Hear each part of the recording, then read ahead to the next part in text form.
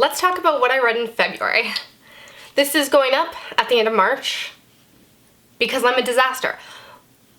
But let's just get into what I read, okay? Without talking about how late I am with every single video I put up. The first thing I read in February was Shelter in Place by Nora Roberts. Now, you know how sometimes you pick up something and you have all these preconceived notions about who that author is, what they're gonna write, and if you're gonna like it. Now, sometimes I'll pick up a book and find out I was completely and totally wrong. And that's always a nice surprise because normally my preconceived notions is that I'm gonna hate the thing. Unfortunately, that's not what happened here. Turns out this book was exactly what I was expecting from Nora Roberts. I had never read anything from her before, and I was picturing something very women's fiction-y, and that's what I got. This novel was about a shooting that takes place in a mall. Our main two characters are victims of this shooting. They are in the mall and they have different loved ones or different friends and family die. That takes up a good chunk of the book, about a third or something, or maybe the first quarter of the book, and I thought this book really actually handled that pretty well. I think a lot of times with mass shootings, the media tends to portray the shooters in a certain way. It's almost like we romanticize them, and I get why that happens. I think it's that we want to try and understand things. Anything that happens, but especially tragedy, we try to find some connection with it, some way to make our brains understand it. When in reality, the people who perpetrate these types of awful events are usually pretty unhinged. It is not necessarily because they were the broken and bullied. A lot of the times it's because they wanted some sort of fame, etc., etc. And I thought that this did a good job of showing the tragedy for what it was and not taking the romanticization and not taking the usual route. Unfortunately, the rest of the book I did not like. It follows two characters, a female and a male, who are both reeling from this tragedy, and it shows the way that this event has shaped both of their lives. And it kind of follows them within like a decade, I would say, after that event. I didn't like it. I don't like love stories, and that's what this was. Both of these characters were so uninteresting to me. They were both nearly perfect people. Like, they were just never did a thing wrong or said a thing wrong. Like, yes, the main female character was a bit guarded with her heart, but that's it. It was just, it's like when you want to show these perfect imperfections. I just didn't like this that much. I gave it 3 stars. I guess it was more like a 2.5 star. I don't think I'll probably read any more Nora Roberts. It really wasn't for me. But I do see an audience for it, it's just not me. Oh god. The next thing I read was Fahrenheit 451 by Ray Bradbury. This is kind of a dystopian future situation where reading is no longer allowed. Firemen just set fire to any books they find, as well as the houses that the books are found in. I hated this. Like, I was not expecting to hate this. I thought if I was gonna like any classic, that this would be one of them, because, I don't know, I just always had this idea in my head that it would be kind of one of the more down-to-earth classics, like the ones that I could read and understand, and it wouldn't be too pretentious. It wouldn't be Old English or anything like that, and that's what I think of when I think of a lot of classics. Maybe that's a very stupid view of things, but I really didn't like a lot of classics I had to read in high school for that exact reason. But, I hated this so much. The first little bit of it I could get behind when he's kind of explaining his situation and his life and the way the world works. That was all fine. Then he met a girl who was considerably younger than him, and holy manic pixie dream girl, holy mother of God. I didn't realize that manic pixie dream girl bullshit went back so far, but apparently it does, and it was not an enjoyable experience. And then the rest of the book happened. I had to listen to certain parts of it twice because I just felt my mind wandering because I did not give a crap what was happening.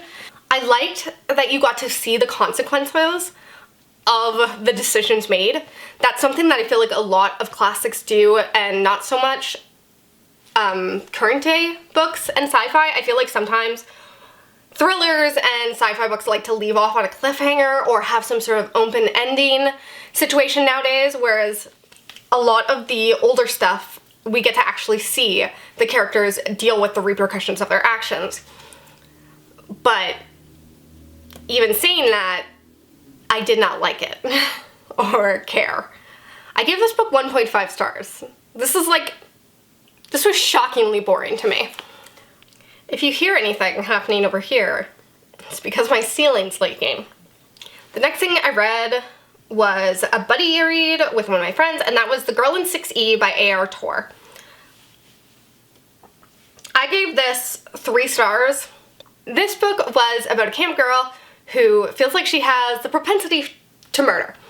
She really just visualizes murdering people 24 hours a day, and so she has locked herself up in her apartment. She does not allow herself to leave, and she just does sex work pretty much all day, every day, and racks up a ton of money.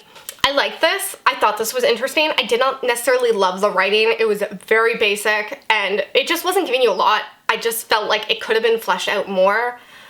Sex work is something that's always interested me. I follow a lot of sex workers on Instagram and stuff, and so none of these concepts were new to me, but I think if they were new to you, that this book would probably be a little bit more interesting. I think it can teach you at least a little bit about the sex work industry. I do think it's very outdated, and I'm not even sure if it was necessarily realistic at the time. I remember her talking about how most sex workers were from other parts of the country, so the reason she was really successful was because she was white and could speak English. And I don't know where the writer got that idea from, because every sex work site I've ever visited has plenty of English-speaking American white women. Like, I don't know, that was weird. A lot of the things I definitely saw coming. They were very predictable twists, but I still enjoyed it for what it was. I will read the other 2 books in the series. The series does seem pretty short overall. The book was really short overall, and so it was a fun, quick read, but I don't think it was amazing by anyone's standards. I feel like it was meant to be edgy, and it definitely wasn't, but still an okay read. The next 2 books I read were the first 2 books in the Stillhouse Lakes series by Caine. I gave both of these books 3 stars. These were not as exciting as I wanted them to be. I've heard so many great things about this series, and I definitely didn't love it as much as some people did. This follows a woman and her 2 kids, and they are running away. They are in hiding from her ex-husband, who is a psychopathic serial killer. I thought that aspect of things was really interesting, in theory, but overall I just found these books really boring. I honestly don't have a lot to say about them. They're very easy to read, but there's nothing about them that was memorable. There's nothing about them that stuck out to me. The main character was likable enough. You could understand why she was as paranoid as she was, but unfortunately I just found this to be pretty mediocre. The next thing I read was Roadie by CM Stunich. This is the second book in this smut series about this girl who is grieving the loss of her father and then ends up being a groupie for this band. There's, I believe, 5 members of this band, and she fucks all of them within like the first couple chapters of the first book. I've read a ton of books by CM Stunich. She's not a great writer. I do think her earlier work is actually better than her later work in terms of the actual writing. I'm assuming that's because she's trying to churn out books in order to actually make a living. Despite the fact that I feel like her books are better written in this series than, say, in her Prescott Boys series, I actually prefer the Prescott Boys series. And mostly that comes down to the fact that I just don't think these characters are as well defined. The thing I liked about the Prescott Boys series is all the boys were different, despite the fact that they were all like a bad boy. They each had different characteristics to them. In this book, they're pretty much just all the same character, other than maybe the lead singer, who's like the asshole character, whereas the rest of them, I couldn't tell you who was who. Like, what their names are and what their personalities are. I got nothing. I like the main character. I think CM Stunich does a pretty decent job at writing grief. I like that the main character is going through some development, trying to figure out who she is. But honestly, there's just not a lot for me in this series. I'm going to continue reading her books because I do find them easy to binge. They're very, very addictive. But I don't think I'll continue on in this series in particular. I gave this book a 2.5 stars. Next thing I read was The Plot by Hanff Korelitz. This is the second book I've read by this author, and I did not love this. This is about an English professor who steals the plot of a dead student's novel. The entire idea in this book is that the plot of this novel was so great, so amazing, that when the professor heard it, he couldn't stop thinking about it. Even years later, he would think back and be like, I bet that student is a millionaire now. I bet he had a huge success on his hands. But when he finally does search out this novel that he expects to have been a success, he realizes that the student has actually died and he never got to write this book. So the professor decides to write this book, and the story kind of continues from there. I have a lot of problems with this book. I kind of had a lot of problems with this author's other book as well. The other book and this book I think are best listened to on audiobook, gotta say, because she doesn't write a lot of dialogue. It's just a lot of heavy text in the character's mind. And the characters are never enjoyable enough to really want to be in their mind. Enjoyable enough or interesting enough, really. I mean, this guy just sucks. He just complains a lot about like how he's not where he should be, how he's not respected enough or adored enough, and it's literally the worst type of dude. So being in his head is very grating, but listening to it on audiobooks definitely makes it a little bit easier than reading it. There are a couple twists, one of course being what the plot of the novel actually is. Then there, I would say, are probably two more major twists, and the plot of the novel I didn't see coming. That I do think is an original twist, but the problem with that is if you think about it for even more than a second, you see the holes in it. You see why it's never been done before, because it's a ridiculous plot that no one's really gonna believe. The other two twists are so mind-numbingly obvious that you're going to see them coming a billion miles away. I gave this book 2.5 stars. Did it deserve even that? Probably not. It probably deserves 2 stars, so that's what I'll round it down to on Goodreads. Now to talk about my most disappointing book of the month. I read this with my friend Amber, and that was Audition by Ryu Murakami. I hated this. I gave this 1 star. I very rarely give things 1 star, but I truly just don't get it. I've wanted to watch the movie Audition for so long.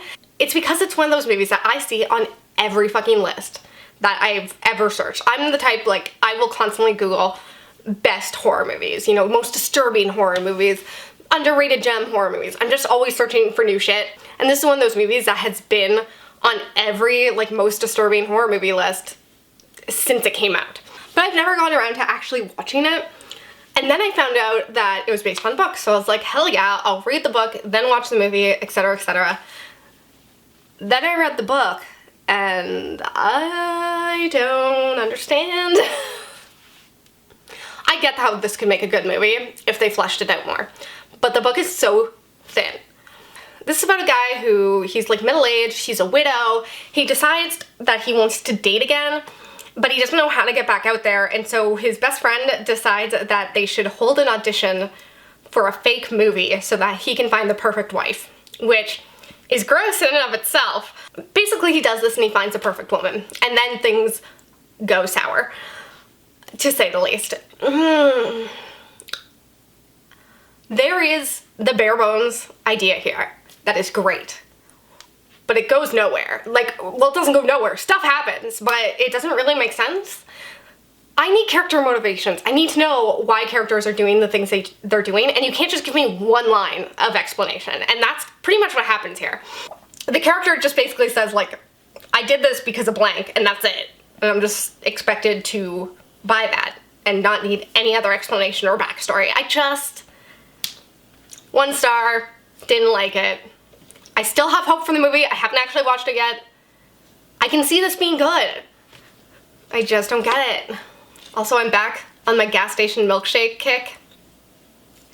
Those are 3 words that probably should not go together in the English language, but... The next book I read was The Lost Causes of Bleak Creek by Rhett and Link, here on YouTube from My Mythical Morning. Good Mythical Morning. This is a book that I actually really ended up enjoying. So this is about some friends. I believe this was like loosely based off of Rhett and Link's childhood and their town. This is about 2 guys and a girl. They're all young best friends who are filming this movie over the summer break when they accidentally cause a scene at a barbecue and injure someone, and they end up getting in a lot of trouble. She ends up getting sent away to this religious boot camp basically in town, and her friends kind of try to find out more about this because they think something shifty is going on. And because this is a horror book, something shifty is going on. I really ended up liking this. I didn't have a ton of expectations for this, but it really kind of surprised me. I will say the audiobook probably wasn't the best way to do this. I didn't love the narrator. It's not Rhett and Link. I kind of wish it was, but I just didn't love the way he did little girl voices. And considering one of the main characters is a little girl, that comes up a lot. But I feel like that this book really captured that summer vibe and the best friends just using their imagination to try and create this movie. I just think it's really fun. It really showed their friendship really well. And then the actual horror aspects, the things that are going on at this religious boot camp, I thought was really good. It was creepy and interesting. I don't think necessarily the core idea was original necessarily. It's definitely something you've seen before, but I think the things they did with it, some of the aspects of it were very unique. Some of these things I definitely think are based on true life, like not things that Rhett and Link actually went through, but definitely I've heard stories that were in this novel before and seen them on the news and stuff, and they freaked me out as a kid, and so it freaked me out now, and I just thought it was really, really effective. I gave this book 4 stars. The next thing I read was The Lightning Thief by Riordan. This is the first book in the Percy Jackson series, and I didn't like it. I thought for sure I would love this. I thought this would be my new middle grade obsession since I have pretty much run out of the other 2 series I'm reading, but unfortunately this just did not work for me. The first half of this I loved, the second half of it I fucking hated. This is about Percy Jackson, who finds out that he might be related to a god, and basically he ends up being sent on a quest. The first half of this, where he's at the summer camp and he's finding out all about the gods and the lore and just like everything to do with this world that he didn't know existed. I love that. I thought it was so interesting. I wanted more of that. I wanted more of these characters. The second half, where he gets sent out on the quest, I just could not stand. It literally felt like he just kept tripping into the story. Like it didn't feel like any of these characters were actually making decisions to go here or here. They would just like walk into a shop and it would turn out to be Medusa. It was just all based on luck. Maybe it's based on fate, I don't know, but I wanted to see who these characters were, their decision-making skills, and I don't know, I just didn't really get any of the things I was expecting to get in this novel. So I gave it 2.5 stars. I don't know if I'm going to continue on the series. There was just nothing in this that really hooked me. There was a lot of scenes that were just fight scenes and not a lot of the connective tissue. And I wish that there was more of that where I got to see these characters actually interact and build bonds and friendship. Unfortunately, that's not what this was. The next book was The Guest List by Lucy Foley.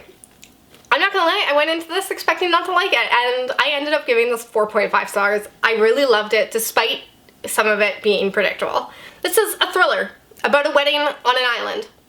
That's pretty much it. Somebody dies, and you don't know what's happening. Now, I will say, I thought this was gonna be a little bit more like And Then There Were None by Agatha Christie. I thought it was going to have more people dying. I thought it was like one by one sort of situation.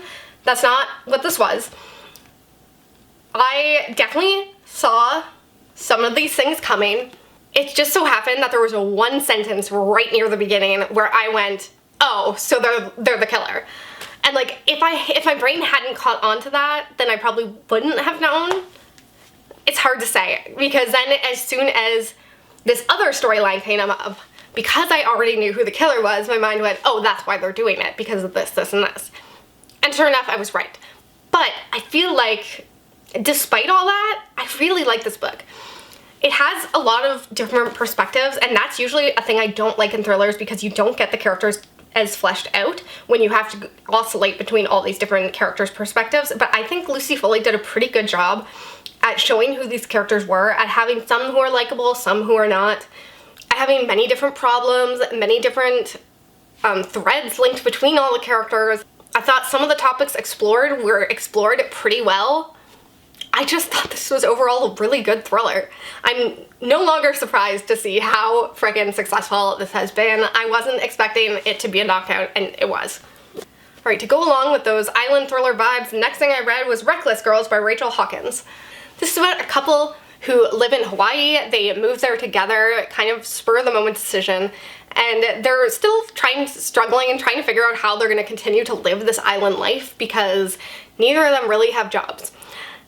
When all of a sudden these tourist girls hire them to take them out on a boat and go to this mysterious, secluded island. There's been a lot of rumors about this island because people have died there and nobody is supposed to explore there anymore. Anyways, they get there, some things happen and go wrong, etc., etc.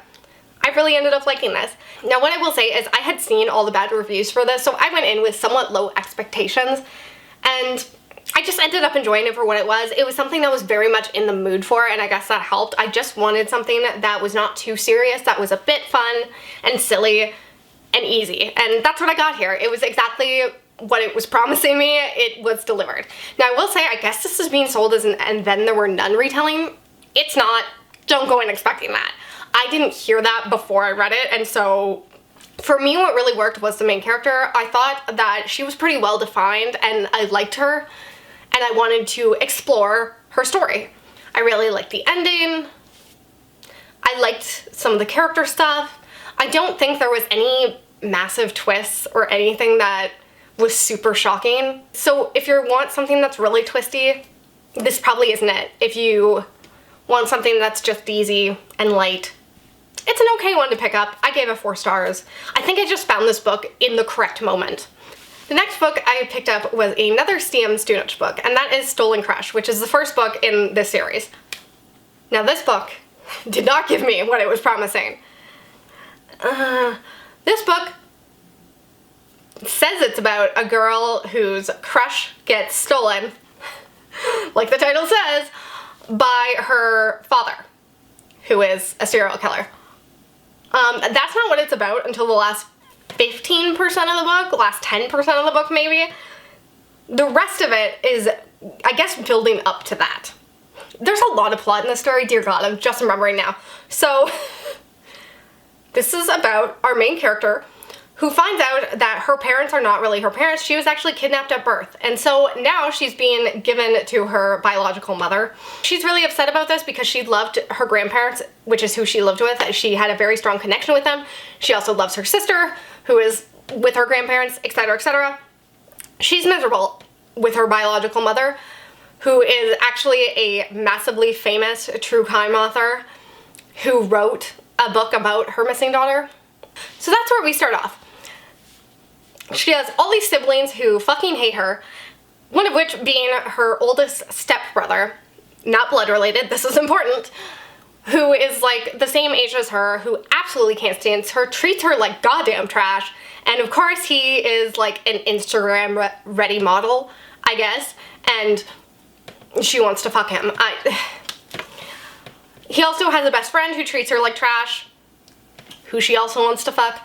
And then there's also her sister's boyfriend, for some reason. First of all, I want to say, what are the odds that her sister, who lives like across the United States from her, ends up dating this guy who goes to her high school or whatever? That seems insane to me, but they just happen to go to college together, I guess. That was annoying, and honestly, he's the one character I don't care about in the least. You could just remove him from this novel. This is a reverse harem novel, so we had to have 3 love interests. The only boy I like in this, let me just say this right off the bat, is Chasm, which I hate his fucking name. The names in this book are ridiculous. It's Max, who they call X. It's Chasm and Parrish. I hate all the names. That's fine. We're moving on. Chasm's the only guy, like, he's the best friend to the douchebag brother. But, like, overall, these two guys are literal human garbage. They treat her just abysmally, which, you know me, I am fine with that in a smut novel. Like, that is a-okay with me. I'm actually a pretty big fan of it. My problem is that they were so hypocritical. Like, if you want to be an asshole, that's fine, own it. Make the characters aware of the fact that they are giant pricks. These characters would treat her like crap, but then expect her to, like, bow down to them, I guess. Anytime she would give it back to them, then they would act all hurt and be like, wow, you're such a bitch, I can't believe you would treat me like dog shit after I fucking made fun of you in front of the entire goddamn school. And then she in turn would be like, they're right, I am awful. And I got so sick of this. This happened again and again. Like, this book is pretty long for a smut novel, and this cycle just repeated itself over and over and over again. And obviously you knew where the book was going because you know that the main brother character is going to end up being her crush before he gets stolen at the end of the novel. It was just very frustrating. I hate him. I don't know why, but maybe it's because they describe him as an Instagram model and I just, like, don't find that attractive. But there's nothing about him I like. Normally I would enjoy a character like this, but he's not doing it for me. I think it's the poutiness. I don't like boys who whine. I gave this book 2.5 stars and then immediately read the sequel. Here's the thing, I wanted that actual plot, and the plot wasn't in the first book, so I had to read the second book. And this bitch was like 800 pages, and I flew through it in like 4 days. Am I okay? I don't know. The third book, I'm pretty sure, is like 1,000 pages. It's fine. What did I give this second book? I also gave it 2.5 stars.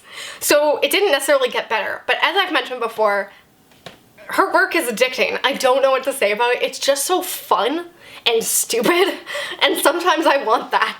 So she works with Max and Chasm to try and get back Parrish from her serial killer dad. Basically, her father asked her to do some crazy shit in order to find out where Parrish is.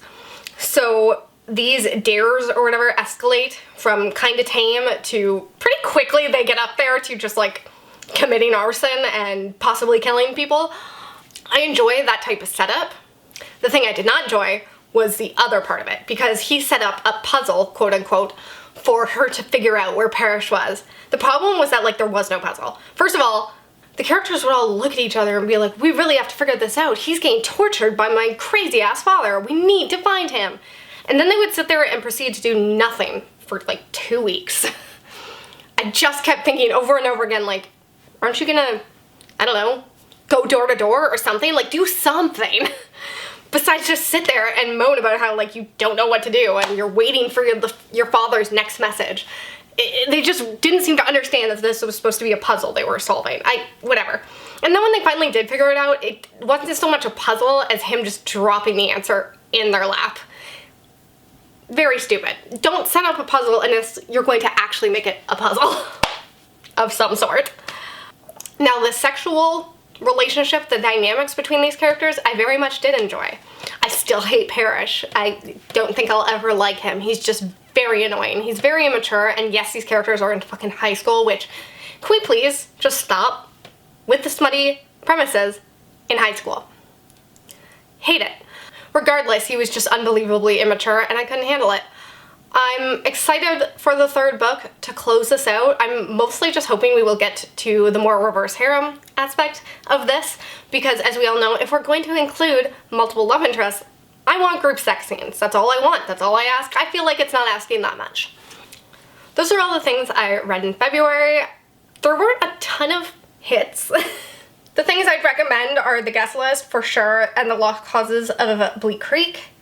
Those are two things I would 100% recommend, and CM Stunich, even though I think her work pretty much always comes down to like a 2.5, it's still something I'd recommend if you're in the mood for some, like, fan fiction, toxic, addictive bullshit. So those are all the books I read for the month of February. I hope you liked this video and I hope you come back again soon. Bye.